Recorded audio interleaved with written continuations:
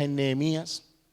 Es difícil lo que tengo que hablar hoy, hermano. Se lo quiero confesar.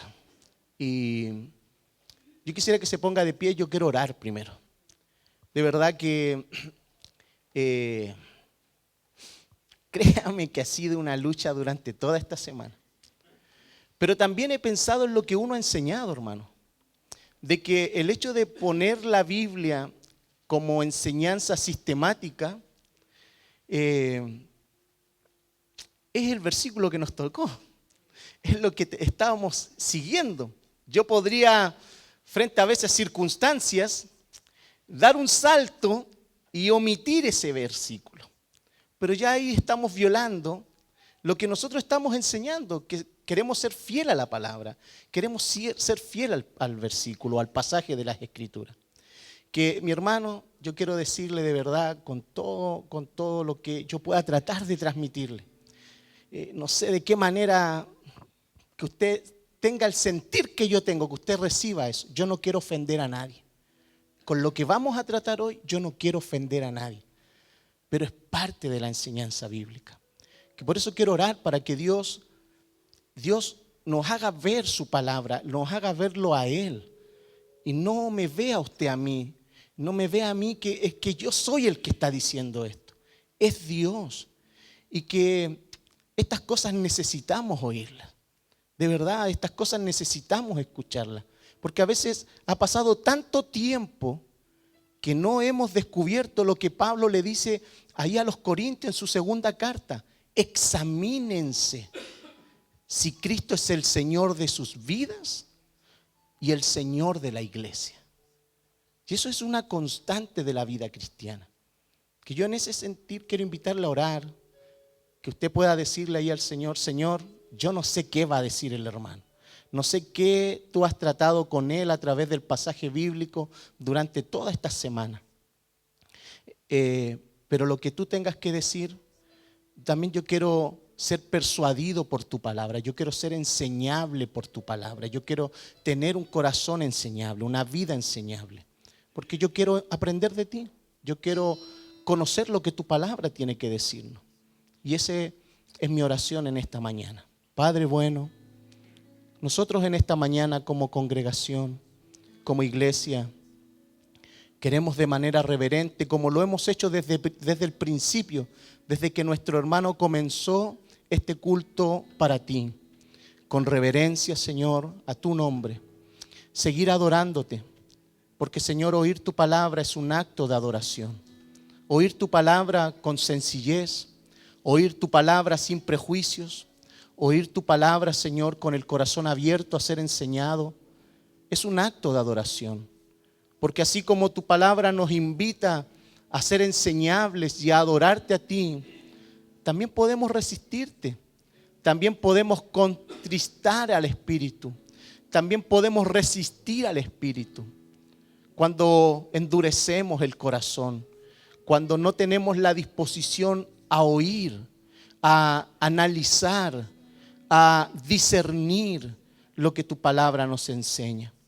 Por eso yo te pido, Señor, que lo que hoy día vamos a tratar de los versículos 17 al 19 vengan a ser para nosotros también una luz, como hablábamos en Panorama Bíblico, una lámpara en lo alto, tu palabra puesta en lo alto para que nos alumbre.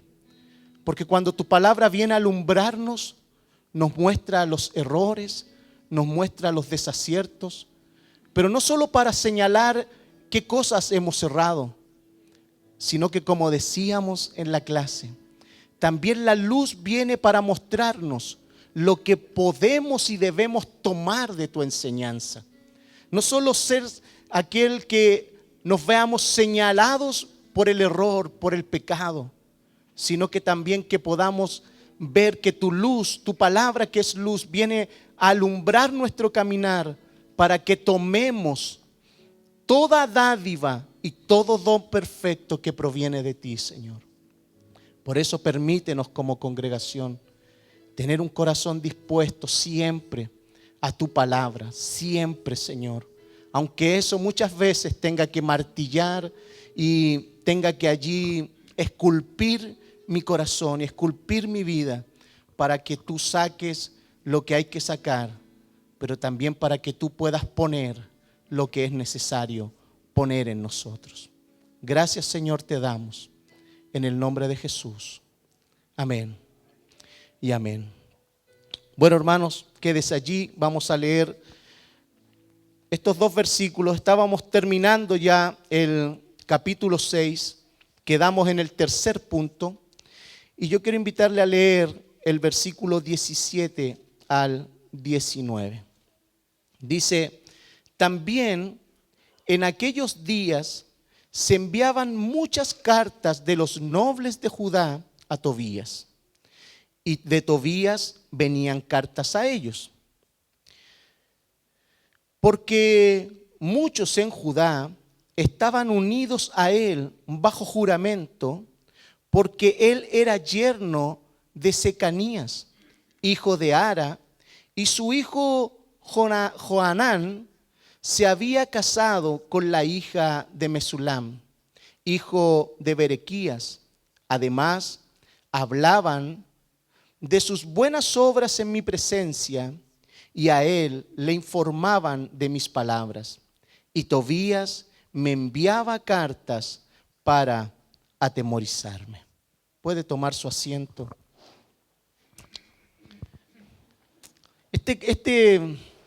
Estos versículos, hermanos, a veces uno se pregunta, ¿qué puede uno aprender o qué se puede extraer para la vida de la iglesia frente a esto? Porque nosotros podemos, y lo que debemos hacer es explicar el pasaje del contexto, qué es lo que estaba ocurriendo aquí con Nehemías, qué es lo que estaba ocurriendo. Y podemos ver que aquí venían cartas para allá y cartas para acá. Iban y venían, ¿no es cierto? Pero el tercer punto que quedó pendiente tiene como punto que existe una realidad de lucha interna. Y son las alianzas impuras. Porque eso es lo que nosotros vemos acá. Vemos alianzas impuras. Vemos a los nobles, parte del pueblo que estaba participando en la reconstrucción, pero habían una alianza impura porque estaban aliados con Tobías, con Sanbalat, con quienes representaban la lucha interna y externa de la reconstrucción de la obra de Dios que estaba llevando a cabo Dios allí en los días de Nehemías. Y había una asociación, había una alianza impura. Eso es lo que nosotros vemos en los versículos 17 al 19. Y en estos versículos nosotros podemos observar esa depravación y esa traición que era parte de la esencia de estos nobles.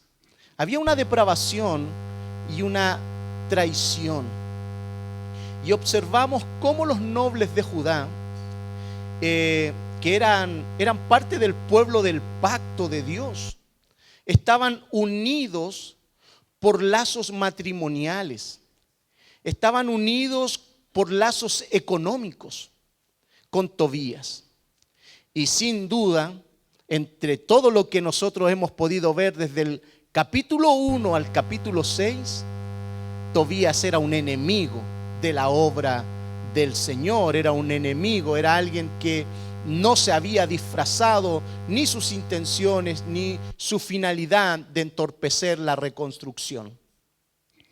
Y estos vínculos que nosotros observamos aquí en este pasaje, estos vínculos familiares, son vínculos familiares porque se habían dado en matrimonio con la hija de como dice el versículo 18,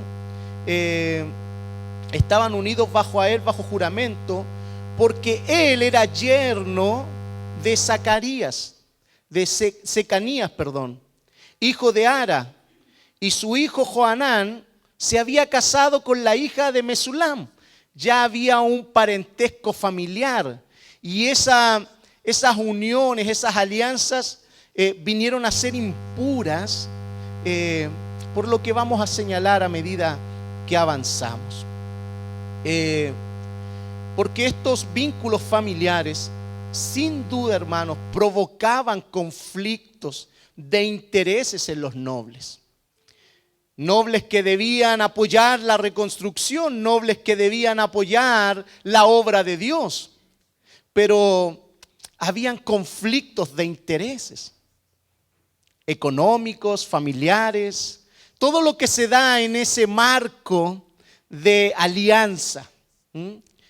Entonces, para estos nobles no era desconocida toda la obra que Dios había impulsado a favor de su pueblo. Recordemos que esta obra, como lo vimos el domingo anterior, fue realizada en un tiempo récord, en 52 días. Y ese tiempo récord, hermanos, aún sus enemigos reconocían que Dios estaba con ellos. Por eso ellos habían esforzado sus manos en la obra de la reconstrucción. Ellos habían trabajado arduamente en esta tarea de la reconstrucción. Y Dios, al ver su compromiso, su dedicación, Dios también hizo su obra. Hermanos, yo no tengo hoy día los cálculos de los perímetros y la cantidad de kilómetros que abarcó toda la reconstrucción, pero cuando nosotros entremos al capítulo 7, usted va a ver el censo de los primeros que volvieron de la cautividad, y va a ver la cantidad de personas que son solamente los primeros que vienen llegando. Y usted dice, ¿a dónde metimos tanta gente? Entonces imagínense o imaginémonos, hermanos, la dimensión de los muros y las puertas que fueron reconstruidas. La cantidad de kilómetros y kilómetros que fueron reconstruidos. Y aún así, en 52 días fue realizada la obra. Y por eso todos reconocían que Dios estaba con aquellos que esforzaron sus manos en la obra de la reconstrucción. Pero es aquí donde es notable. Voy a apagar el teléfono, hermano, antes que me pase un chascarro. Es notable, como decíamos, es aquí a donde nosotros vemos que estos nobles, viendo y sabiendo todo lo que esto tuvo, todo lo que había acontecido para que esta tarea se llevara a cabo, ellos conocían todo lo que ocurrió, todos los pesares, todos los esfuerzos, todo el trabajo arduo. Estos nobles sabían de primera fuente todo lo que eso conllevó la reconstrucción. Para ellos no era desconocido la tarea de la reconstrucción. Pero ellos no estaban dispuestos a sacrificar sus lazos matrimoniales. Ellos no estaban dispuestos a sacrificar sus lazos económicos por obedecer a Dios. A pesar de que estaban viendo que Dios estaba con ellos, ellos no estaban dispuestos a romper o a sacrificar esos lazos matrimoniales o económicos, familiares, por obedecer a Dios. Estos hombres, sin duda, se amaban tanto a sí mismos que solo les importaba su propio bienestar. Les importaba su posición social, su posición económica, etc. Ellos lo único que velaban era por sí mismos. Hermanos, por eso la depravación del hombre es total. Es total. El hombre tiene en sí mismo una depravación total. Si Dios, hermanos, no transforma la vida del hombre, siempre ese hombre será afectado por esta depravación total. Y es allí donde está el problema del ser humano. Su corazón caído, su corazón depravado. Si me acompañan los hermanos a Jeremías capítulo 17, versículo 9 al 10.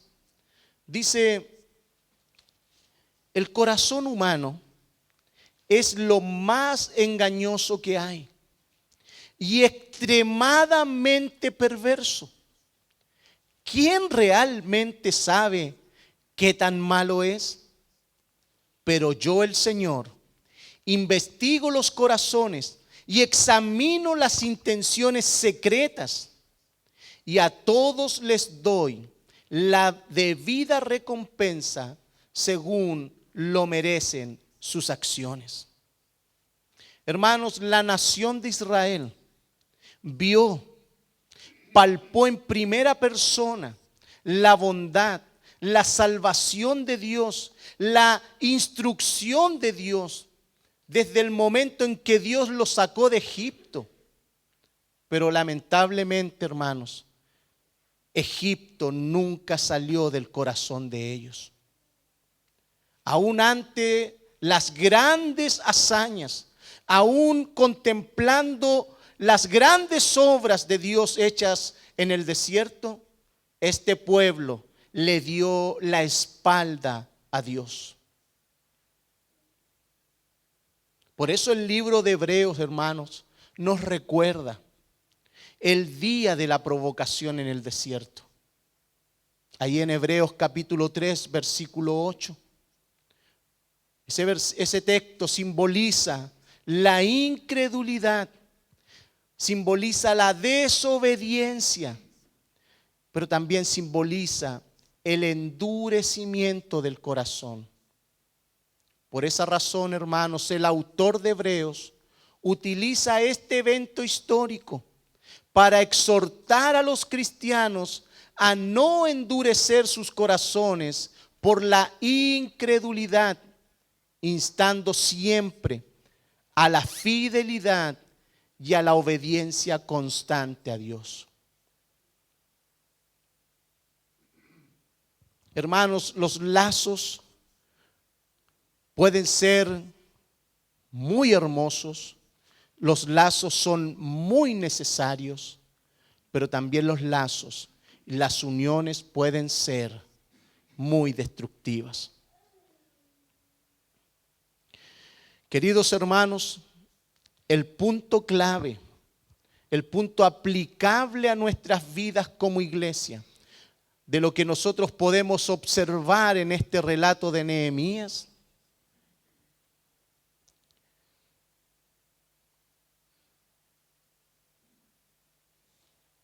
es que la iglesia visible siempre tendrá en sus filas trigo y cizaña. La iglesia visible.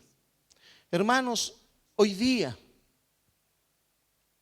en este lugar, hay trigo y cizaña. Y en muchos lugares donde se congrega la iglesia visible tendrá en sus filas trigo y cizaña. Es por eso que la proximidad familiar, esa proximidad social dentro de la comunidad de fe, y escuche bien esto es importante, hermano, no deben estar por encima de la lealtad y obediencia al reino de Dios.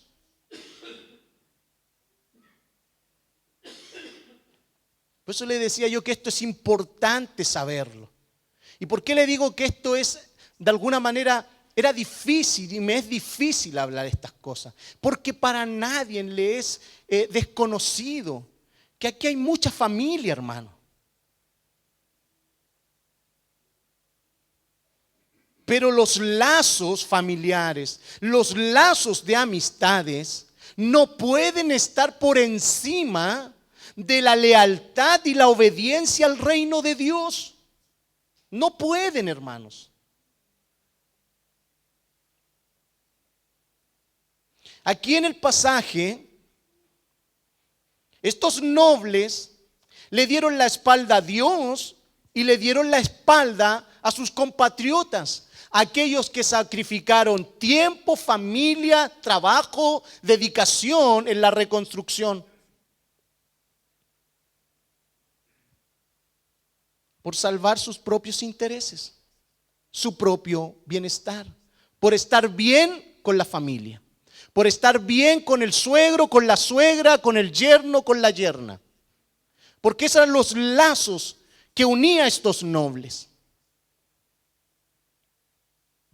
Por eso esta alianza era destructiva. ¿Y cómo lo aplicamos en la vida de la iglesia? Es teniendo siempre en cuenta, y discúlpeme que lo repita ya por tercera vez,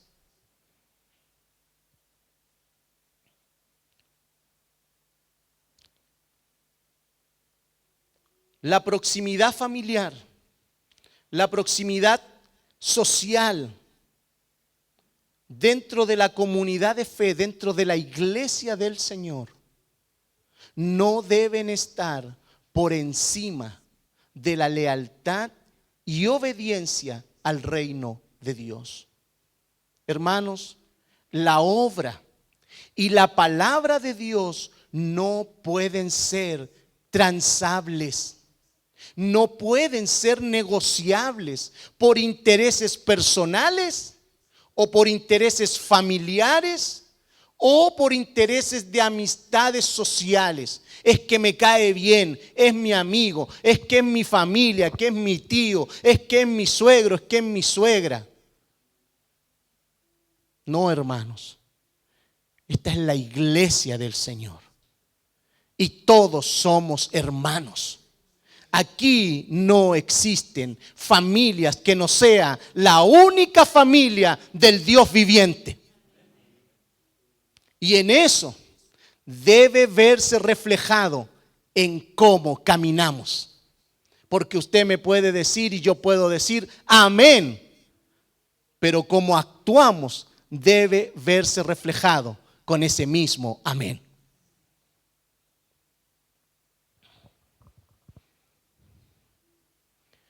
En muchas iglesias, hermanos, existe este germen del pecado que crece lentamente con el tiempo. Esto no es inmediato. Muchos creyentes, muchas familias comienzan bien, sirviendo y dando todo lo que pueden al reino de Dios. Se entregan por entero. Bien, pero como es un germen, y si no se está atento a ese germen,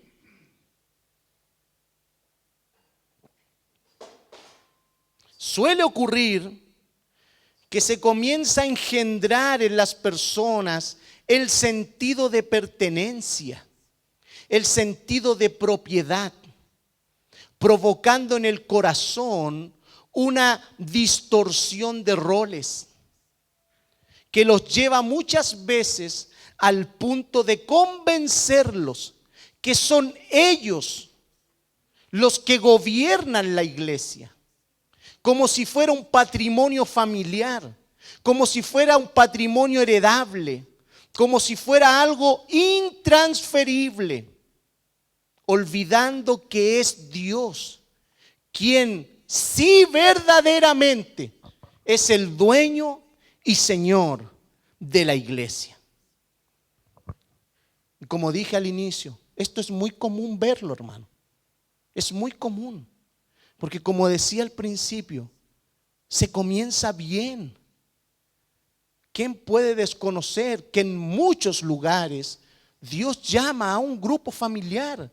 Y a través de la historia esa familia ha ido siendo llamada por Dios y ha sido edificada su iglesia a través de aquello ¿Quién puede desconocer eso? No solo aquí, en muchos lugares del mundo ha sucedido y seguirá sucediendo.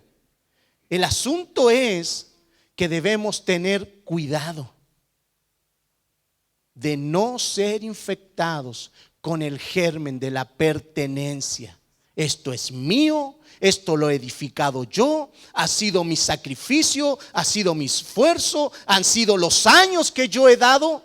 No, hermanos. Tú has sido como todos los que estamos aquí, llamados por Dios, por gracia, por misericordia, y hemos sido injertados todos como pámpanos a la vid verdadera, que es Cristo. Hablábamos, mis hermanos alumnos de Vida Abundante, si no me equivoco, hablábamos y dábamos un ejemplo escritural sobre lo que sucede cuando a veces viene el jefe y le dice: ven, ¿queréis trabajar? Sí, de las 7 de la mañana hasta las 9 de la noche. La escritura sale, yo lo estoy parafraseando. Ven, te pago 50,000. Y él va contento a trabajar porque lo considera justo. Pero después al mediodía, el mismo dueño ve a otros que estaban en la plaza, que estaban allí sentados, y le dice: ven a trabajar, 50,000. ¿Qué dice el relato bíblico? Que los que empezaron de la mañana se enfadaron porque consideraron que era injusto, porque ellos habían trabajado más. ¿Pero qué les dice el Señor? Yo llamo y pago y doy lo que yo quiero. Yo soy el Señor. Y a veces ocurren esas cosas dentro de las congregaciones. A veces pensamos que porque llevamos años tenemos el derecho de, porque sin darnos cuenta nos hemos infectado con la pertenencia, nos hemos afectado, nos hemos dañado, nos hemos corrompido, sin darnos cuenta. Y encontramos injusto que el que viene recién llegando reciba lo mismo, disfrute lo mismo que a mí me ha costado años. Pero esto no es nuestro, hermano.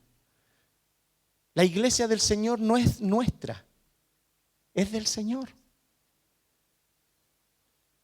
Y estas cosas muchas veces incomodan.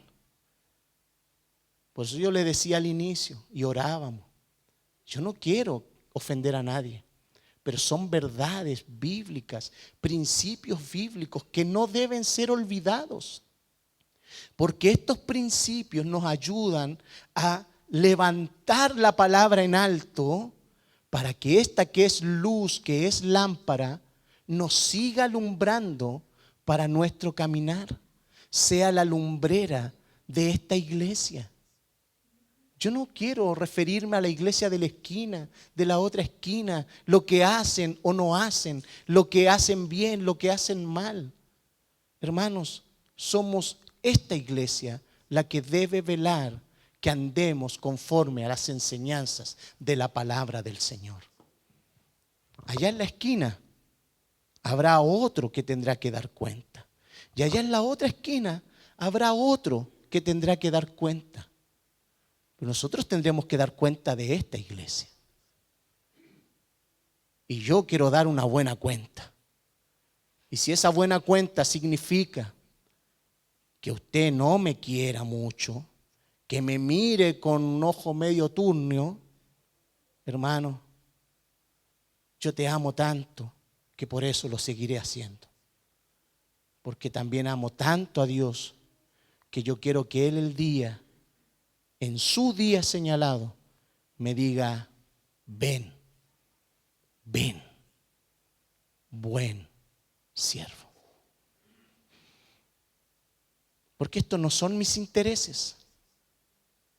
Aquí yo no estoy velando por mis intereses. Créame que si yo velara por mis intereses, yo le diría a usted lo que usted quiere oír. Yo sería la persona que usted quiere que yo sea. Yo le daría lo que usted espera de mí. Para que usted diga: Oh, eso es lo que yo siempre he querido. Pero perdiendo toda fidelidad de la palabra. Como le decíamos hoy día a los hermanos de Panorama Bíblico.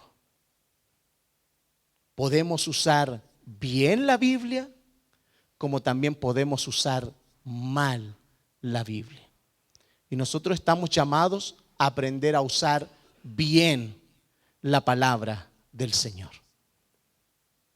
Ese es un buen obrero, que usa bien, que maneja bien la palabra de verdad. Porque no es nuestra. Continúo.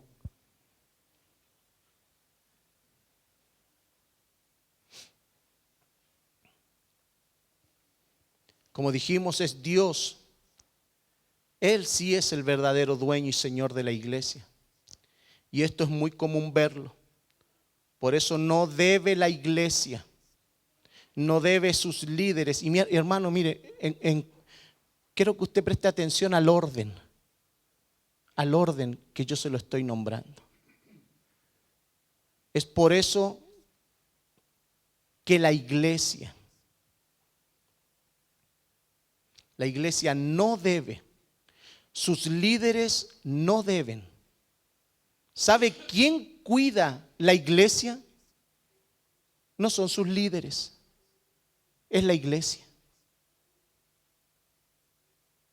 La iglesia cuida a la iglesia. Sus líderes sirven a la iglesia y le dan y la equipan con lo necesario para que ella misma cuide a la iglesia. Pero no es al revés. La iglesia sabe lo que ha hecho, ha esperado que los líderes resuelvan, que los líderes hagan. Y la iglesia se ha acomodado, se ha sentado, ha cruzado los brazos, esperando que, bueno, el pastor tiene que verlo. Es que el hermano tiene que verlo.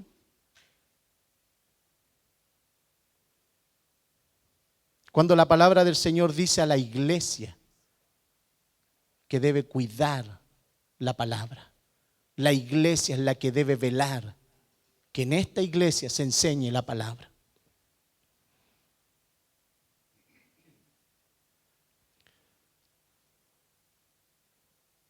Por eso la iglesia y sus líderes no deben olvidar que somos mayordomos de los tesoros y de las riquezas de Dios que están en su palabra.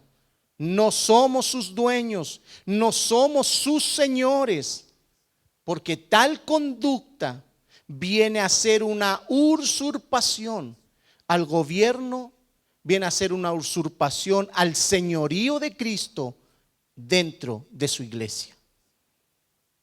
Hermanos, hay un caso en las Escrituras que nos ayuda a identificar ciertas cualidades o aspectos. Tercera de Juan, capítulo 9.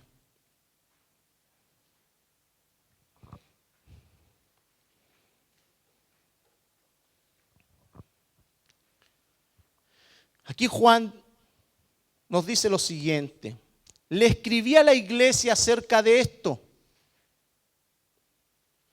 de algunas enseñanzas que él estaba transmitiendo. Pero dice, pero Diótrefes, a quien le encanta ser el líder, no quiere tener nada que ver con nosotros. Cuando yo vaya, sacaré a relucir las cosas que hace y sus infames acusaciones contra nosotros. No solo se niega a recibir a los maestros itinerantes, sino que les dice a otros que no los ayuden. Y cuando los ayudan, él los expulsa de la iglesia. Ahí tenemos a un dictador. Ahí tenemos a alguien que, como diríamos nosotros en buen chileno, pesca la pelota, toma, y todo lo quiere hacer él. Y si alguien hace algo que no esté de acuerdo con él, él lo expulsa, se va. Como diríamos, si te gusta, te gusta. Si no, la puerta está abierta. Y aunque usted no lo crea, en las iglesias hay diótrefes, porque han olvidado que somos siervos, mayordomos de las riquezas de la palabra de Dios para servir a los santos. Diótrefes quiere hacer siempre lo que su conciencia o su carácter o su pensamiento quiere, pero no considera lo que la palabra de Dios dice. Esa es la cualidad de un diótrefes. Puede decir Dios, su palabra es importante, pero diótrefes va a hacer lo que quiere y no va a considerar lo que la palabra de Dios dice. Queridos, el versículo 11 dice: queridos amigos, no te dejes influir por este mal ejemplo, porque diótrefes, sin duda alguna, es un mal ejemplo, hermanos. Juan le dice: imita solamente lo bueno. Recuerda que los que hacen lo bueno demuestran que son hijos de Dios, y los que hacen lo malo demuestran que no conocen a Dios.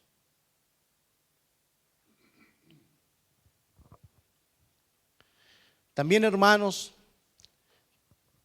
todos nosotros, primero que todo, tenemos un compromiso que debe ser firme e intransable a la fidelidad de la palabra de Dios, que debe ser un compromiso intransable a la fidelidad de las enseñanzas de la palabra de Dios. Ese debe ser un compromiso que cada uno de los hermanos de esta congregación debe tomar para sí como una bandera de lucha, como un estandarte que lo caracteriza y lo hace ser un miembro de la congregación que dice: yo estoy dando la lucha para que la fidelidad y las enseñanzas de Dios permanezcan siempre presentes en medio de su iglesia. Por eso, hermanos, los exhorto a esto. Nadie de los hermanos de esta congregación que son discipulados y enseñados debe mostrar su aprobación hacia otros que prestamos ese servicio a ustedes. ¿Me está escuchando lo que yo le estoy diciendo? Hermanos, los exhorto a esto. Nadie de los hermanos de esta congregación que son discipulados y enseñados debe mostrar su aprobación o favoritismo hacia nosotros que prestamos ese servicio a ustedes por asuntos de afecto familiar o por asuntos de aspectos de amistad o simple simpatía. Si usted le da la aprobación a alguien porque simplemente le cae bien, porque simplemente es su familia o porque simplemente usted tiene algún lazo de amistad con él, está equivocado. Usted no nos debe prestar ese apoyo. Usted debe prestarnos ese apoyo porque usted evalúa la enseñanza. Usted evalúa que lo que se le dice desde este lugar, lo que se le transmite desde la sala de clase es bíblico. Y es allí a donde usted debe mostrar su apoyo, es allí donde usted debe mostrar su fidelidad únicamente a la palabra del Señor. Hermanos, si nosotros somos apoyados, es porque estamos siendo fieles a esa tarea. Por eso usted debe cuidar a su iglesia, la cual debe ser en este mundo la columna y baluarte de la verdad. Usted no puede, hermanos, en esta congregación no podemos. Es que es mi familia, es que es alguien a quien yo estimo, es que me cae bien. cuando esté enseñando errores y yo lo voy a permitir porque le tengo cariño. Hermanos, eso no es serle fiel al Señor. Eso es transar la palabra de verdad. Por eso no estoy diciendo que usted tiene que andar trayéndonos en un altar si hacemos lo correcto. No, usted debe considerar que el trabajo, la labor que prestan los que enseñan, si lo están haciendo a la luz de la palabra, usted debe decir, gloria a Dios por eso, qué bueno que sea un buen instrumento en las manos de Dios para esa labor, porque nos enseña la palabra de verdad.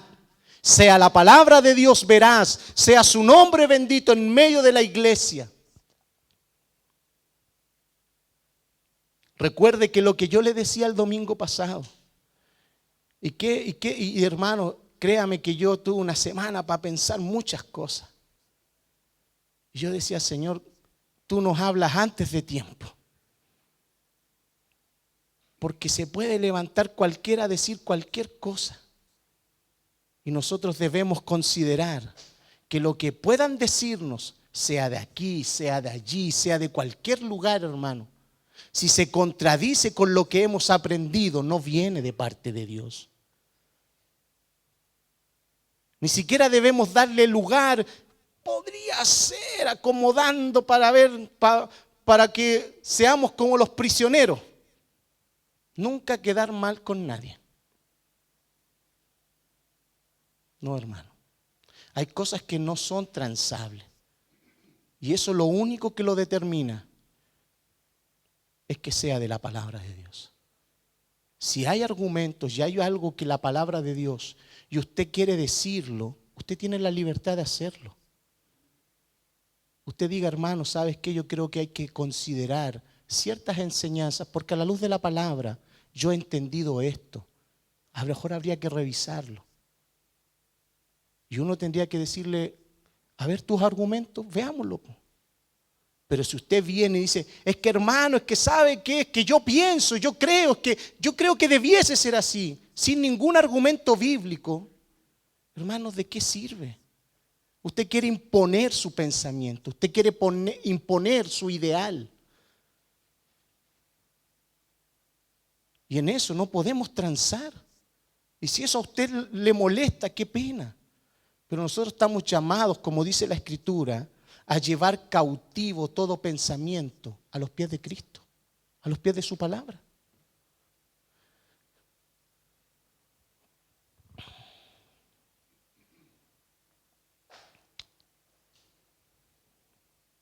Para ir finalizando, hermano, no ignoremos la guerra psicológica que el enemigo provoca en medio de las iglesias. Porque aquí había una guerra psicológica que estaba allí constantemente en la obra donde estaba Nehemías. El uso de las cartas, el uso de los mensajes, el uso de yo digo esto y el de allá dice esto otro.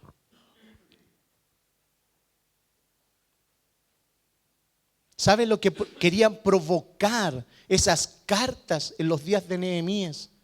Querían atemorizarlo. Querían provocar la manipulación de la opinión pública porque eran cartas abiertas. ¿Se acuerda que yo le dije eso? Que las cartas que se enviaban eran cartas abiertas. ¿Y qué significa cartas abiertas? Que todos sabían lo que esa carta decía. Era de conocimiento público. Por eso esas cartas, esas manipulaciones buscan provocar que se manipule, se vaya torciendo la opinión pública. Por eso Nehemías, y podemos aprender esto de él, permanece firme, no por su propia fuerza, sino porque su confianza está anclada en el pacto de Dios, en el poder de la fuerza de Dios. Un creyente, hermanos, una iglesia, podrá enfrentar descrédito, podrá enfrentar calumnias, pero estemos seguros que si éstas son falsas y provienen del padre de toda mentira, no prevalecerán en contra de su iglesia.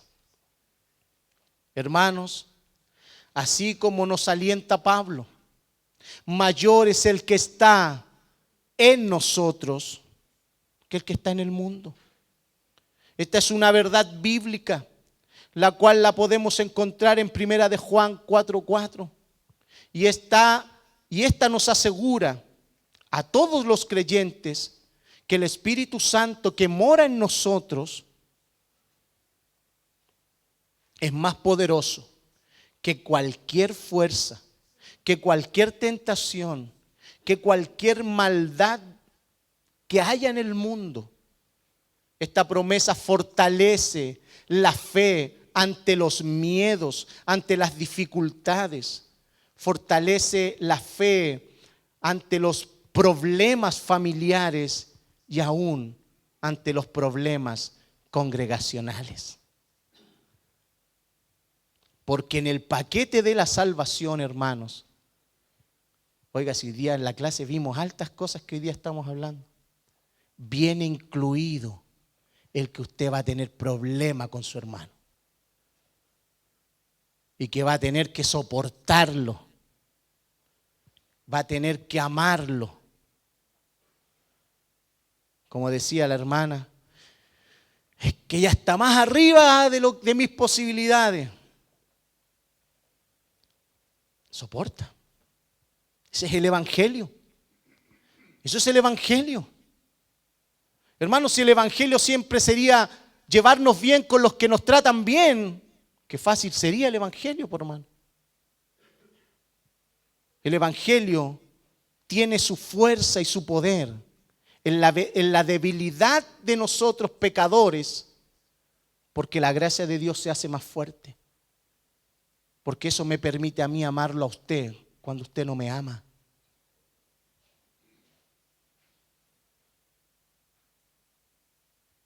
Porque por gracia damos lo que de gracia hemos recibido. Y muchas veces recibimos injusticia. Pero ¿sabe qué? Es lo que nos tocaba, lo que nos merecíamos, porque nosotros nos merecíamos más que eso.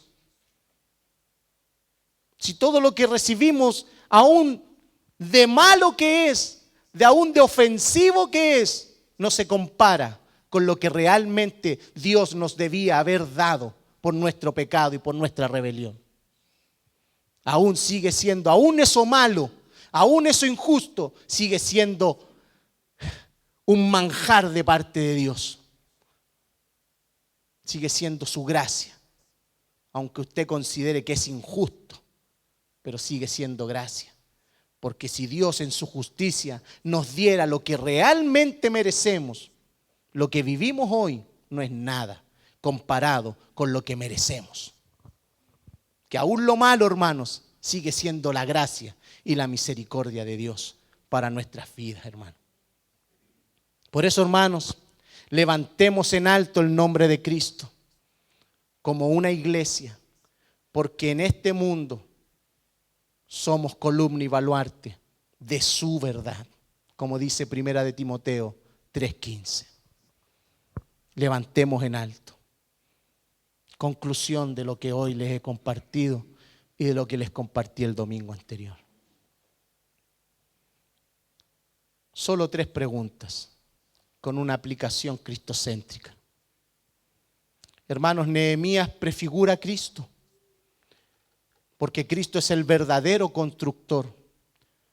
Cristo no huyó ante las amenazas de sus enemigos, sino que entró al lugar santo, no para esconderse, sino para ofrecerse por nosotros, para que seamos su iglesia.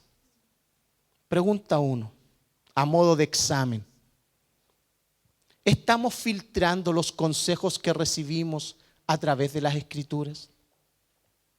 ¿Nos estamos deteniendo a esa tarea? ¿Nos estamos deteniendo a esa labor? ¿Nos estamos examinando lo que estamos escuchando, lo que vienen y nos dicen, lo que vienen y nos cuentan, lo estamos examinando, lo estamos filtrando. Esos consejos, así como este profeta aconsejó a Nehemías: escóndete en el templo porque te van a matar. Ahí salvas tu vida. Estamos filtrando los consejos que parecen buenos, pero que contradicen la palabra de Dios. Porque este profeta estaba aconsejando a Nehemías que se escondiera. Pero yo le mostré con las escrituras que eso contradecía el mandamiento del Señor. Estamos filtrando aquellas cosas que oímos, que escuchamos, o hasta lo que decimos. Lo estamos filtrando a través de la escritura. Segundo punto.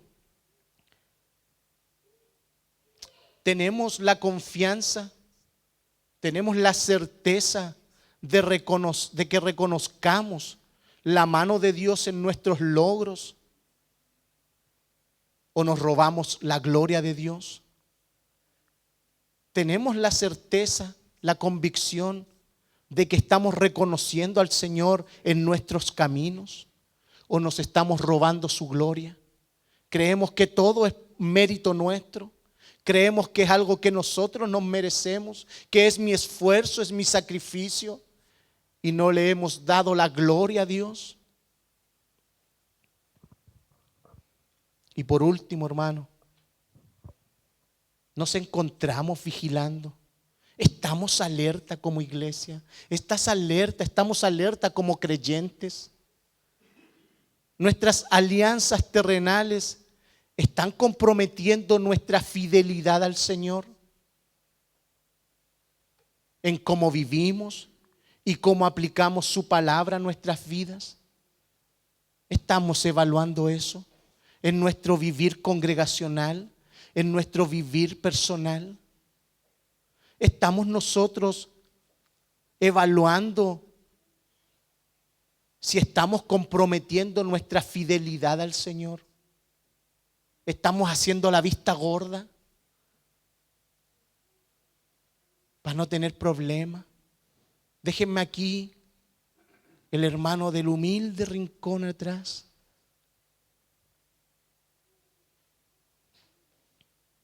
Que nosotros podemos estar comprometiendo la fidelidad al Señor en cómo vivimos y cómo aplicamos su palabra a nuestras vidas.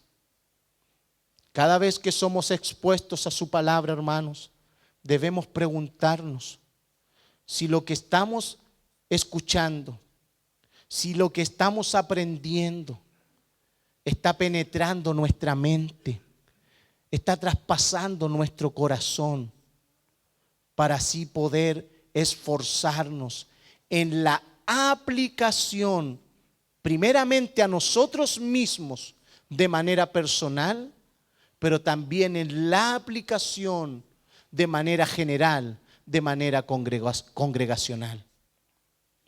Hermanos, en esta mañana, que el Señor nos ayude a no transar su palabra, que es gloriosa. Yo he escuchado muchas veces este término de boca de muchos creyentes. Es gloriosa la palabra de Dios. Si es así, hermano, esta iglesia debe ponerla en alto. Pero no solo para ser exhibida, no solo para que tengamos un buen nombre, una buena reputación, sino para que todo aquel que entre por esa puerta y aún entre nosotros mismos podamos decir: aquí vivimos y aplicamos la palabra de Dios en todo su esplendor. No somos perfectos, nos vamos a equivocar, pero la palabra de Dios, cuando es puesta en alto, hermanos, nos alumbra, no solo para que nos demos cuenta del error, sino para que también nos demos cuenta de lo que no estamos haciendo y comencemos a hacerlo. Para que abandonemos lo que estamos haciendo mal, pero también para que hagamos lo que debemos hacer. Que así sea, hermano. Póngase de pie, vamos a orar.